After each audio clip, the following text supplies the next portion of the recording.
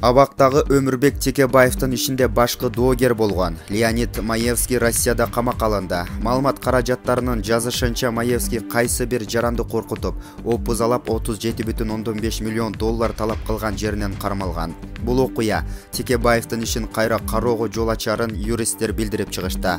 Темир тордогу башкы атамекенчи эгер эркиндикке чыгып калса, төптөз эле кой таштагы айтылуу хан сарайды көздөй жол тартып, Алмазбек Атамбаевди дуэлге чакырары жакындары аркылуу экс-президентке кабарлаптыр. Муну кулагы чалган ашанын жегени желим ичкен ирим дейт. Өзү бир кезде текедеп кекелеген карт саясатчы Ша мүйүзү менен тигинин ичин жара сүзсө не болот? Даана кызык ошондо башталбайбы? Натыйжада Текебаевдин ордуна Атамбаев барып калып жатпайбы? Мындан улам Атамбаев Текебаевга карата маалыматтык чабуулду күчөтүү тапшырмасын Фарид Ниязовго жүктөгөн экен.